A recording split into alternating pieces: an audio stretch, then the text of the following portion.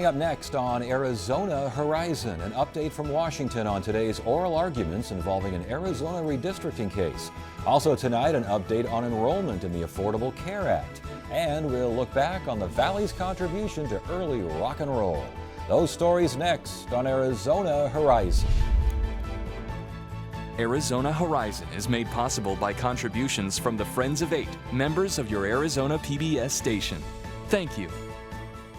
Good evening and welcome to Arizona Horizon. I'm Ted Simons. The U.S. Supreme Court today heard oral arguments on an Arizona case involving the state's legislative districts. The case was brought by Republicans who feel the districts were unfairly drawn to favor Democrats. Evan Wylode, a senior reporter at the Arizona Center for Investigative Reporting, was at today's hearing. And Evan, thank you so much for joining us. Great to have you with us there back in Washington. Let's get a brief recap, if you will, on what exactly the justices were hearing today. Well, this case, Harris versus the Arizona Independent Redistricting Commission, began shortly after the Redistricting Commission finished redrawing the maps in 2011. And the case basically looks at population deviations among the legislative districts. And it's a fact that the Democratic-leaning districts are underpopulated and the Republican-leaning districts are overpopulated. So the Republicans in this case, the plaintiffs are a group of 10 Republicans, they're arguing that this was intentional and it was done in order to try to help boost Democrats in the state legislature. So this case went to a panel of 3 federal judges in 2013. They looked at the case and they decided that the Redistricting Commission, the disparities that they drew into the map are okay. They said that because the Redistricting Commission was attempting to get pre-clearance from the U.S. Justice Department, which is basically a way that the Justice Department ensures that minorities are protected under the Voting Rights Act, that because the Commission was trying to get that pre-clearance, that these population deviations were okay. That federal panel of federal judges did say that it seemed that partisanship played some role in some of the drawing of the districts, but that they didn't have enough evidence to order that the maps be redrawn. So the Supreme Court today heard a review of that case, and they're looking at whether or not they should order the Redistricting Commission to go back and redraw the legislative maps. Talk to us about the atmosphere at today's hearing. What did you see there? What was the tone of the room, the tenor of the questions, the tenor of the responses? It was a pretty jovial attitude, a lot of laughing, a lot of just funny asides. You know, the plaintiffs in this case really just hammered home on the kind of the pattern of overpopulation and underpopulation that you observe in these districts. And they say that, you know, if you look at that original trial court and the ruling that came out of it, that because there was that partisan motivation, that violates the U.S. Constitution's protection of one person, one vote. And they say that you know, all of these districts should be exactly equally populated without any population deviations. The justices, it was a pretty lively hearing. They were, you know, a little bit rambunctious. They spoke over each other at times, and you could see that some of them were clearly on the side of one or the other. Some of them, you know, maybe a little bit more guarded with where they are at right now. You know, if we wanted to kind of inspect each justice, you know, you could see that Justice Elena Kagan and Justice Ruth Bader Ginsburg both seemed very supportive of the Redistricting Commission and the maps that they drew. You had quite a bit of scrutiny from Alito, Justice Alito, on what the commission did, and he seemed to be very amicable toward the plaintiffs in the case. Breyer asked some very interesting questions as well. He wanted to know, you know, how the court could side with the plaintiffs and write this opinion. He talked about how that would be a very thorny proposition. Essentially, if they were to do that, he pointed out that they would be defining what partisan gerrymandering looks like, and that's not an easy task. And if you take one case and you try to draw that out of it, you're going to be setting precedent for courts all across the country to inspect other legislative districts in other states and apply the same logic that they may put into this opinion. So it sounds, again, from a distance, as if there was some skepticism among the justices that the commission had somehow gone above and beyond and was partisan to the point of favoring Democrats over Republicans. Especially, we mentioned the deviation. I think that the plaintiffs mentioned up to 8.8% population differences in districts, and yet I think that the threshold is 10%, so they didn't even cross that. It sounds as though that some of the justices were kind of wondering what they were doing there. Yeah, and we heard, what you just said from a few different people in the courtroom. The attorney who was representing the commission today, at one point he said, what's the beef? We're inside of this historic 10 percentage point safe harbor zone that has been respected by the courts for population deviation. And a few of the justices seemed to question, exactly why they were hearing the case as well. They seemed a little bit confused about that. So where do we go from here, Evan? I mean, the case is heard. Do we have any idea when a decision will be rendered or an opinion be released? We're probably looking at a decision to come out in late spring or early summer, maybe as late as June. And if that decision comes down and sides with the plaintiffs, ordering the commission to go back and redraw the maps, then we would really not have enough time to see these maps redrawn for the 2016 election. Instead, they would be redrawn in advance of the 2018 election. All right. Very good. Evan, good stuff. Good to have you here. Thanks for joining us from Washington. We appreciate it. Thanks for having me. We want to hear from you. Submit your questions, comments, and concerns via email at arizonahorizon@asu.edu. Another enrollment period for health care coverage under the Affordable Care Act is underway, and here to give us an update on the ACA in Arizona is David Sion, Regional Administrator of the Centers for Medicare and Medicaid. Good to see you again. Thanks for being here. Delightful to be here. Enrollment period, where are we? When did it start? When does it end? Well, it began last month and we're going through January 31st, but in order to have coverage on January 1st, you need to act by the 15th of December. Oh my goodness. Okay. If you don't act, if you miss this deadline, we've talked about this before, there is a penalty. Is that penalty any different than if you missed previous deadlines? Well, yes. So folks who already have insurance in the marketplace, if they don't act, they'll stay with the same carrier, but their coverage may be different. That's why we want people to go and check. But for those people who remain without insurance, the penalty is more significant. It's either $695 or 2.5% of income with a $2,500 ceiling for the family. So it's more important than ever that people act. How many do you expect will be signing up this go around? Well, we don't like to have a target, or at least I don't. I'd like to see everyone who has a chance to do so sign up. We're already at 90% people with insurance nationally, which is a real milestone, so we're trying to get to the rest now. I know that in Arizona, though, the uninsured rate, while it's dropping, I think it's down to 13 some odd percent from 17%. That's encouraging, but it's still much more than the national average. What's going on in Arizona? Well, that's why we're here. This is one of the areas that we're really focusing on. We know that there are a lot of Hispanic-speaking or Spanish-speaking voters folks that we're not reaching, and we want to make a special effort there.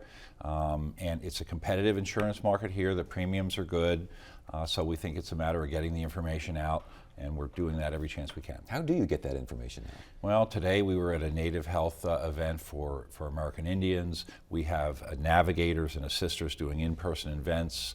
We're doing today's Urban Day of coverage. We have weekend events, and so if you look at that coveraz.org website, you'll see that there's a number of places where you can go and get in-person help. We think that's something that helps people kind of get over the hump. I know there are concerns regarding premiums increasing in Arizona, and I think I'd heard that the Silver Plan, the premiums are like an 18% increase next year. First of all, what's going on with that? And secondly, is it a bump? Is that something that will even out later? What's happening here? Well, Arizona is a very competitive insurance market, and last year actually had the lowest price for the Silver, which is the benchmark plan, and in the first year they were the second lowest in the country. So I think carriers are kind of evening up to something that's more of a market rate, but it's still a very competitive rate. And it's important to remember that 8 out of 10 people could actually save money by switching. On average about $160. So there's 8 issuers, there's 69 plans to choose from. That's what we want people to kick the tires, go to the website, make a phone call and take a look. So perhaps Arizona's rates were unsustainably low in the first place. Now they're getting back to more realistic levels. Is that what you're saying? Well, I think it may be that here's a new opportunity for people that haven't had insurance before. Carriers may have been more aggressive in their pricing. Now they've got people on board and they can be a little bit more conservative. And the underlying cost of healthcare is expensive. One needs to keep in mind that you're buying insurance to protect you from some things that are quite expensive. Right. I know that you mentioned how many insurance companies are out there offering plans. I'm hearing though that like the Meritus and some other co-ops and other things are closing up shop. They're not around anymore. Are the options limited, more limited maybe than they were in years past? I don't think that they're more limited. As I said, 69 plans to choose from is quite a few, but businesses come, businesses go, insurers come into a market and out of a market, and it changes, and we have to live with that. What we're trying to do is have a sustainable system where people can get affordable coverage that's comprehensive and meets all their needs. And I believe we have a good panel of choices there for people to look at. And remember that while premiums may go up, more than 80% of the people in Arizona are enjoying at least some subsidy that's lowering the cost of their premium. So for those who may have been with Meritus or some other firms that had decided they're done at the end of the year, which I think Meritus is, right. That's a lot of folks there. Where do they go? What do they do? Sure. Well, those folks, the Meritus coverage would end on December 31st. They can go as late as the end of February in choosing a plan, but if they don't do it until then, they'll have a gap in coverage. So we really want those folks to come out before December 15th so we can have them enrolled for January 1st. Actually, they can go to the 31st, but we want to make sure that their paperwork's in shape. So there are other plans to choose from. And we know in the commercial marketplace, employer health insurance space, people tend to change plans every couple of years everywhere. Anyway, it's a competitive environment, and people need to look at that. Someone watching right now, either for themselves, family members, friends, they want more information. They're afraid of insurance. They see the forms, they're confused the minute they put a pen in their hand or put them in front of a computer screen. Right. Where do they go to get help, and what kind of help do you think is best for them?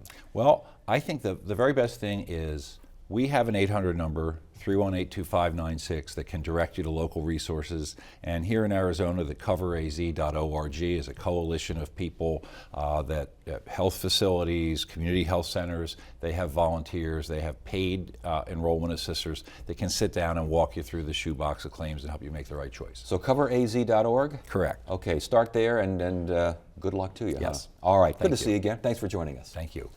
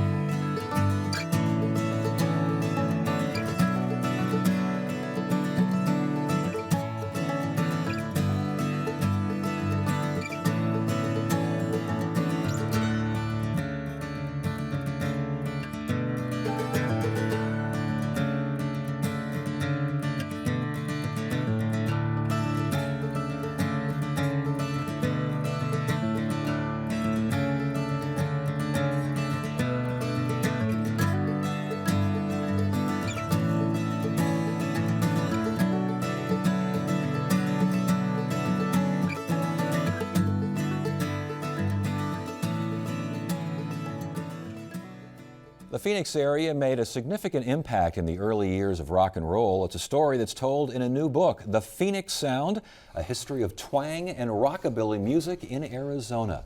The book was written by longtime local radio personality Jim West, who joins us now. Welcome to Arizona Horizon. Thanks, Ted. I appreciate it. Good to have you here.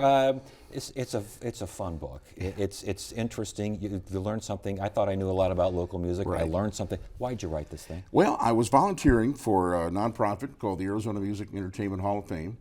And a lot of the early recording artists, not just in country or rockabilly or rock and roll, but a lot of stars. Steven Spielberg, for example, is in the Hall of Fame. And I volunteered for that for a few years.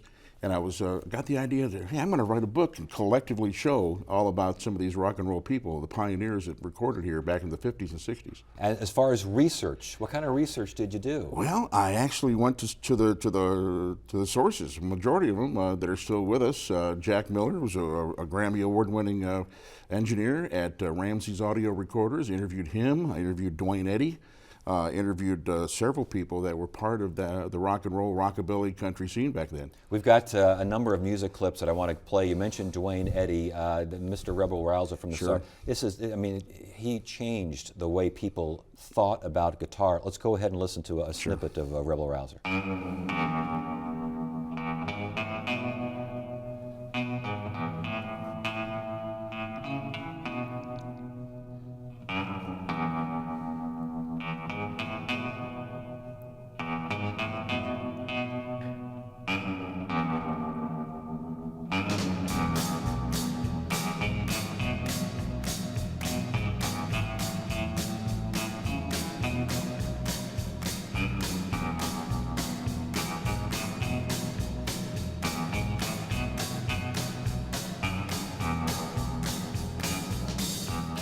And this is a kid from Coolidge who revolutionized the guitar. The twang heard round the world.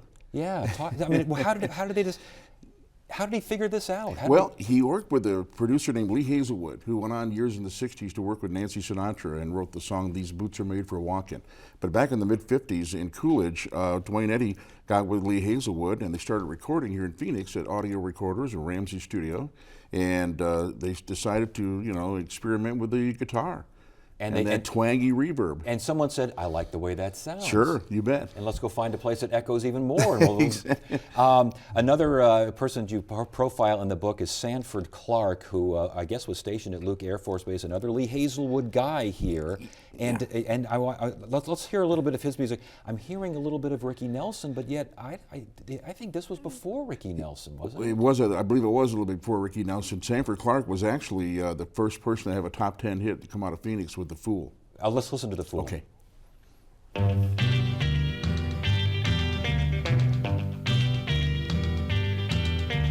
Gather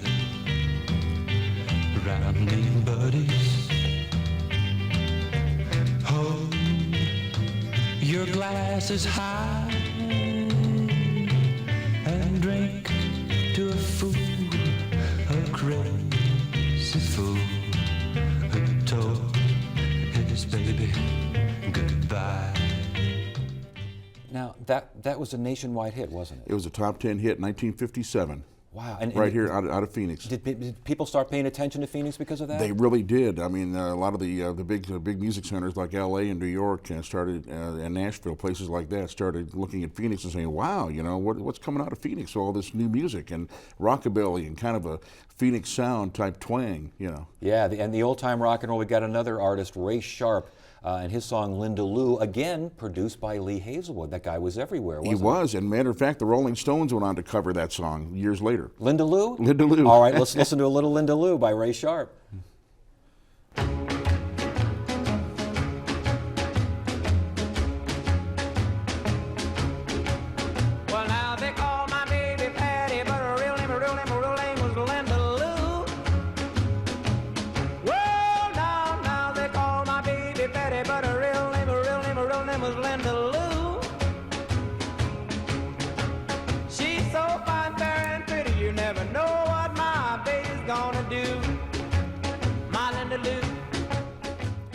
Now, according to your book, Duane Eddy was on that particular recording? I think he was either on that recording or a guy named Don Cole played guitar. Okay. It's either Don Cole or Duane. And many of these songs have Al Casey on guitar. Al Casey, great Who is guitar Al Casey? player. Al Casey grew up here in Phoenix.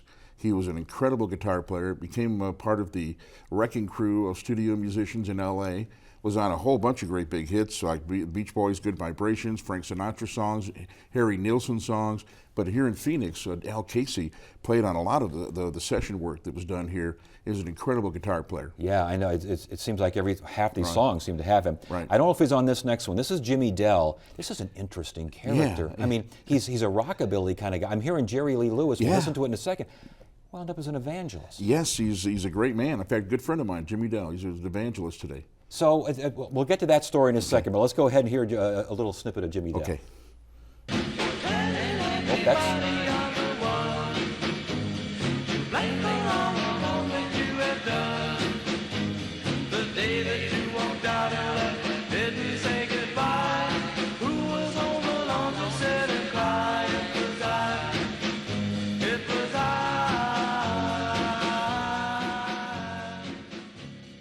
Unfortunately, that was not. That was nothing like Jerry Lee Lewis and Jimmy Jimmy Dell. Dell. That was Skip and Flip, or Flip and Skip. Skip and Flip. Skip and Flip. Yeah, yeah. And who are these fellas? Oh, these guys were in college together at the U of A in Tucson, and they ended up recording a couple of songs. And Gary Paxton was Skip, I believe. That was his real name, Gary Paxton. He went on to be a producer and writer and songwriter and singer. He did a variety of songs from country to rock and roll to gospel. And Yeah. and now the other guy, was I not mistaken? Didn't he join the Byrds? He joined the Byrds. Mr. Batten joined the Byrds Yes. later on in the 60s. So Skip and Flip both went on from being Skip and Flip to other things. Exactly. I did want to get to Jimmy Dell. Do we have Jimmy Dell loaded up? Can we get to him for real quick? The rockabilly guy, is that possible? Let's go ahead and give it a shot. And once again, Jimmy Dell.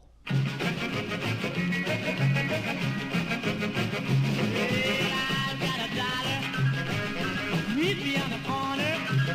Well, I've got $1. Meet me on the corner. I've got $1. Meet me on the corner, baby, be mine.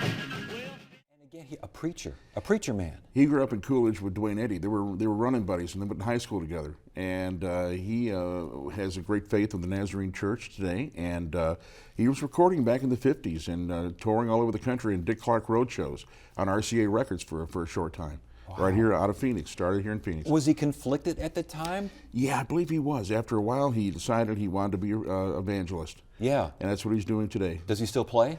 Occasionally, he will play around the world in different places, like on cruise ships and in some shows. And he does that on the side occasionally, but he also goes out and does a lot of evangelizing and a lot of things along that line. You can really hear some Jerry Lee in Yeah, that. you bet. Ted Newman. Yeah. Ted Newman, ASU football player. ASU football player. He working with Jack Miller, who was the engineer at Ramsey Studio. They called him up one day and said, "Hey, we got a song. We want you to come sing it for us and play it and record it." That song hit number 45 in the Billboard chart. Wow, it's called Plaything? Plaything. Let's hear a little bit of Plaything. Your love was only make-believe, some tricks you carried up your sleeve. I'm through, don't need to walk the floor. I'm not your plaything anymore. I gave my love, my all to you, because I thought you loved me too. I wanted your love, yes, all the way, but no, not you. You wanted to play, girl.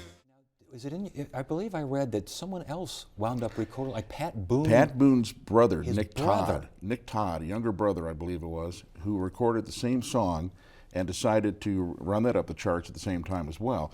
And that kind of stole some of the thunder from Ted Newman's version of it. So it only hit up to number 45 in the Billboard charts in 1958, I believe it was. And but he had a pretty good run there. I tell you what, this next song was a huge hit for Wilson Pickett. Oh, yeah. And people think, Broadway in New York. This song by Dyke and the Blazers, Funky Broadway, was written about our own Broadway road. That's right. Let's listen to this. It's a great tune. This is good stuff.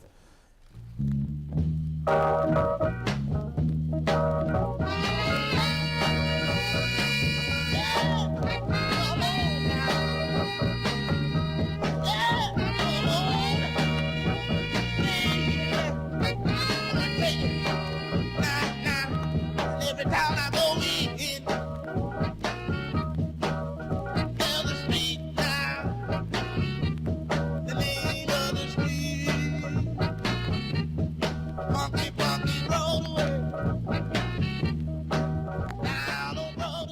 that's our Broadway road. Exactly, and it proved that you can also have a little bit of R&B along with your country and your rockabilly and your rock and roll. A very diverse area, Phoenix, in Exactly. the early days of Back rock in and then, roll. sure. Waylon Jennings is someone I want to make sure we get to. Sure. Waylon Jennings was, I guess, his career. Everyone knows about the story. Didn't get on the plane with Buddy Holly. Right. Member of the Crickets, didn't get on the plane. Afterwards, he kind of went to Coolidge and tried to start all over again. He ended up in Coolidge with his first wife, I understand, and started working in radio in Coolidge at KCKY Radio, the same station that Lee Hazelwood was at when he found Jimmy Dell and Dwayne Eddy.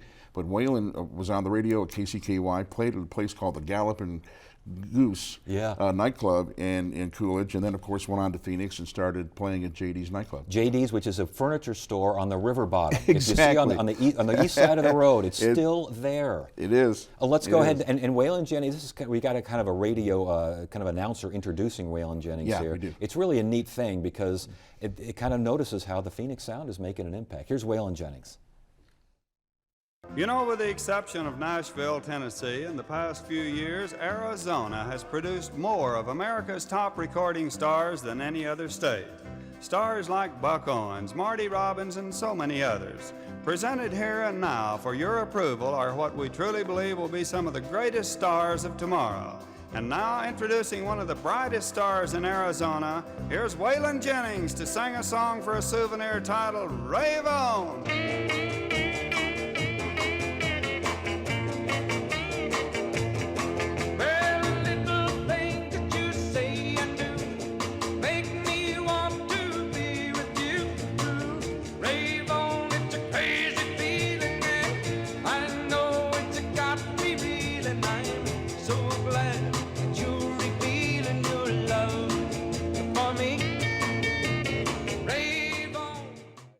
Fantastic stuff. Before we let you go here, Sure. What did you learn writing this book?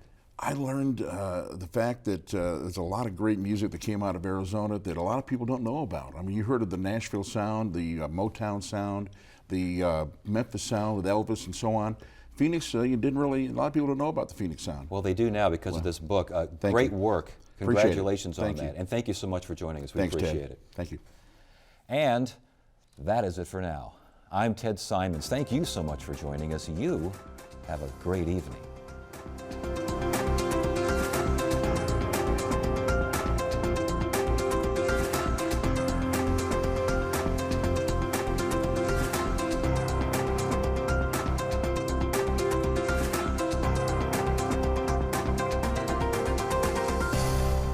Arizona Horizon is made possible by contributions from the Friends of Eight, members of your Arizona PBS station. Thank you.